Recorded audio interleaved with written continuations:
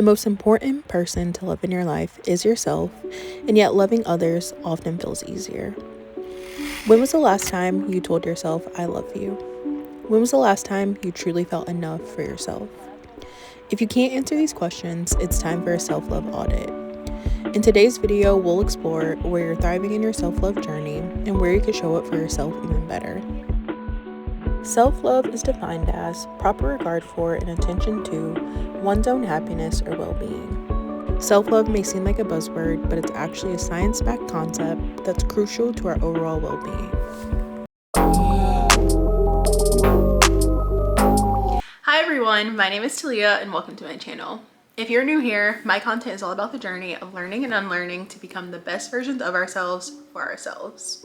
On my journey to becoming my best self, something that is super important is self-love, and that is exactly why in today's video, we're doing something that I'm calling a self-love audit. There are 4 key pillars to self-love, and that includes self-talk, self-acceptance, self-worth, and self-compassion. In our self-love audit today, I'm gonna walk you through 3 reflection questions. You'll take a moment to answer those questions and do some reflection, and then you're gonna rate yourself on a scale from 1 to 10 based on where you feel that you currently are in those 4 areas. At the end, you'll be able to see what areas are your strongest and what areas actually need some extra love. To make this easy to follow along with, I've included something that I'm calling a self-love scorecard in my bio, which you can download and use to follow along.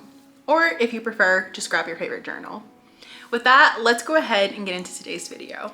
First, let's start with self-talk, which is the inner dialogue that you have with yourself. As I have really prioritized my self-love journey and grown more aware, something that I have realized is that I naturally have a very critical inner dialogue. Personally, I like to process my thoughts and my emotions through journaling and writing them down. And a while ago, I was actually reading through some of my old journal entries, and I was reading these journal entries just really shocked by how mean I was to myself. I had wrote in my journal entries to myself that I hated my body and that I was a fat lard. Yes, a fat lard. Mind you, that is a phrase that I never actually have ever used in my life. And it's insane to me that the time that I actually did use it, it was to refer to myself and my own body. Looking at that now, it makes me so sad, and it's really shocking that I was so mean and so cruel and would say those things to myself. I was telling myself these things about my body, but I was actually believing them as well, which left me feeling horrible. Especially as someone whose love language is words of affirmation, I have just realized that words and language and how I speak to myself matters so much.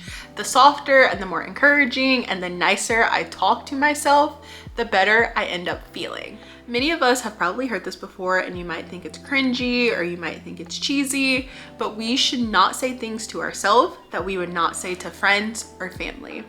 At the end of the day, your self-talk is so important because it shapes your beliefs, your emotions, and your behaviors, and that ultimately influences how you view yourself and how you show up in the world. So to check in on your self-talk, I'm gonna walk you through 3 reflection questions and make sure you are being really thoughtful about your answers.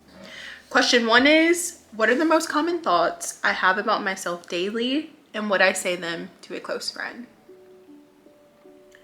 Question number 2 is, when I make a mistake, how do I speak to myself? Is it with kindness or criticism? The final and third question is, what is one negative belief I have about myself that I need to reframe into a more compassionate thought? Now that you've taken some time to do some reflection, I want you to rate your self-talk on a scale from 1 to 10. 1 to 3 being, I struggle a lot in this area. 4 to 6 being, I'm working on it, but it's inconsistent. And then 7 to 10 being, I feel strong and secure here. You can write down your score on the self-love scorecard that is linked in my description, and be sure to keep that handy because we're gonna need it for the other 3 pillars. Next is self-acceptance, which is accepting yourself exactly as you are, including your strengths, your weaknesses, your experiences, and your emotions without harsh self-judgment or criticism. So something that has been coming up for me a lot when it comes to self-acceptance is the fact that I have to accept the past versions of myself, even as I am on this journey to learn and unlearn to become the best version of me. Recently, as I've been reflecting, I've just been having thoughts of, why was I associating with this person, or why did I date that person? Why was I doing X, Y, and Z? I shouldn't have done that. I shouldn't have done this. And so I've just found myself being critical of past me and her actions and her experiences and her emotions. But I came to the realization that I cannot accept the current version of myself who has grown and learned so much, or the future version of myself who will continue to learn and grow so much, if I am unable to accept the past version of who I was. Self-acceptance gives us the space to embrace who we are and live authentically, which ultimately leads to us living a life that is way more fulfilling without all of the self-criticism and harsh judgment. To check in on your self-acceptance, I want you to reflect on the following 3 questions. Question number 1, in what areas of my life do I feel like I am not enough, and where did that belief come from? Question number 2, how often do I compare myself to others, and how does that impact my ability to embrace who I am? Question number 3, what is one thing about myself that I have struggled to accept, and how can I shift my perspective to embrace it? Following the same steps as last time, I now want you to rate your self-acceptance on a scale from 1 to 10. 1 to 3 being, I struggle a lot in this area. 4 to 6 being, I'm working on it, but it's inconsistent. 7 to 10 being, I feel strong and secure here. Once you're done, add this ranking to your self-love scorecard. Thirdly, we have self-worth, which is knowing your inherent value, not because of achievement or external factors, but simply because you exist. Now, self-worth really hit home for me because this was one of the main reasons that I decided I wanted to go back to therapy. I think having perspective now, I have realized that younger me would really internalize the actions of others or the comments that others would make about me and feel like those things determined my self-worth. And so I had just reached a point where I had to ask myself, like, when will I be enough simply for just being me? When am I going to be enough for myself? And that felt like a really hard question for me to answer. And so I had decided, you know what, like, I want to do something about this. I don't want to continue to base how I feel about myself because of someone making comments to me or someone treating me a certain way.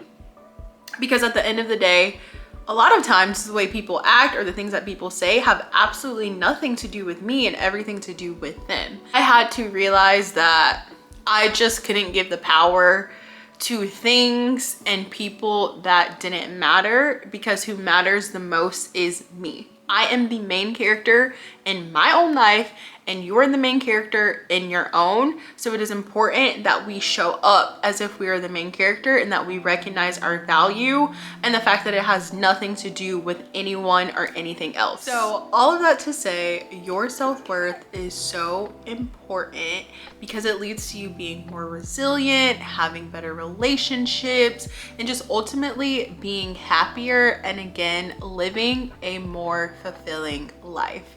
I feel like I keep saying it, but that is what self-love is all about. Loving yourself enough so that you can live your most fulfilling life as authentically as you possibly can. So now we're gonna go ahead and get into our 3 reflection questions for self-worth. Question number 1 is, where did my beliefs about my self-worth come from? Are they truly mine, or did I absorb them from others? Question number 2 is, do I allow myself to take up space in conversations, relationships, and opportunities? If not, why? Finally, question number 3, what are 3 things I genuinely appreciate about myself beyond external factors? By now, you know the drill. After you've taken some time to do your reflections, you're gonna rate your self-worth on a scale from 1 to 10, and be sure to write down your score on your self-love scorecard. For our fourth and final pillar, we have self-compassion, which is treating yourself with kindness and understanding. So some of you may know this if you have been following along already, but I am currently on a journey to love my body. And boy, oh boy, does that require so much self-compassion. I kid you guys not, there are some days that I feel like I am fighting for my life just to see the scale go down 1 pound. And so I have just realized on this journey of learning to love my body and trying to achieve my weight loss goals, but through a lens of love, like it requires a lot of patience and a lot of compassion for yourself. Obviously, it's been years of me not taking care of my body, not having the healthiest eating habits. Like, I didn't get here overnight or in a few months even. It was like compounded time, years and years and years of doing things that were not the best for me. And so just realizing that making that shift and trying to change and be healthier and be more mindful is also not going to happen overnight or in a few months either.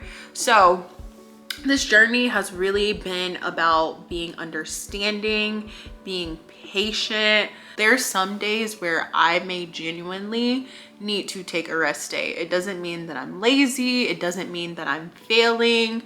Like, I have to listen to my body. That to me is being compassionate. If my body is telling me that I need rest and that I need to sit down, I'm gonna listen to it. So I think I've just learned that being kind to ourselves and having that understanding. I keep saying it, I said it earlier when I was talking about another pillar. The nicer I treat myself, the easier it is for me to show up for myself. So people say it all the time, you're never going to be able to hate yourself into loving your body. And it's so true. Like, approaching this with that compassion and that understanding of some days are going to be harder than others. Some days I will fail. I will not make it to the gym. I may not eat what I was supposed to eat. Like, that is all a part of the process. But giving yourself that grace and just like being kind to yourself and having that compassion leads to you continuing to pick yourself up time and time and time again. Our self-compassion is so important and critical to our mental well-being. Self-compassion helps us be resilient. It helps us regulate our emotions. It improves our relationship with ourselves, and it ultimately leads to us being able to have the tools to handle any of life's challenges that are thrown at us. So to reflect on your self-compassion, I have the following 3 questions. Question number 1. How do I typically respond to myself when I'm going through a difficult time? Question number 2. What is one way I can show myself grace when I feel like I'm falling short? Question number 3. If I fully embrace self-compassion, what would change in how I treat myself daily? Once you've done your reflection, go ahead and give yourself your last rating for self-compassion on a scale from 1 to 10. Now that you have rated each pillar, for the final step, you are going to take your scores and add them for a total out of 40. If you scored anywhere between 30 to 40, that is a strong self-love foundation, so good job and keep nurturing it. If you scored anywhere from 20 to 29, you're on your way, but there's some areas to work on. And then if you scored 10 to 19, there's room for deep self-care and growth. And finally, anything below 10 means your self-love needs attention, but don't worry because awareness is the first step. So I hope that this score can help you see the big picture and just a high-level overview of your self-love snapshot. However, I don't want you to get so hung up on that number or where you fall within that range. Instead, this is about the process that we just went through and what you learned doing it. The last thing that we are going to do in today's video is determine what is one thing that we can commit to improve our lowest pillar in the next quarter. It doesn't matter how small, it doesn't matter how simple, It just needs to be something that you are 100% sure that you can commit to working on in the next quarter of the year. Even though this may be our lowest pillar that we scored on, this is the perfect area for us to start to be intentional about our growth. So that is it for today's video, you guys. Thank you so much for watching, and I hope you enjoyed. Being aware of where we are on our self-love journey is truly the first step to mastering these 4 things and unlocking the true power that's to come from that. The purpose of today's video was simply just to check in and reflect and see where we are on that journey, and I hope that you learned something new today that you didn't know beforehand. If you're now wondering, well, how do I practice self-love day to day? Don't worry, that'll be covered in a separate video. If you made it this far, comment down below what was your strongest pillar that you scored on and what was your lowest pillar that you scored on. I'd love to hear from you so that we can learn and unlearn together. And thank you so much for watching. I will see you guys in my next video. Bye.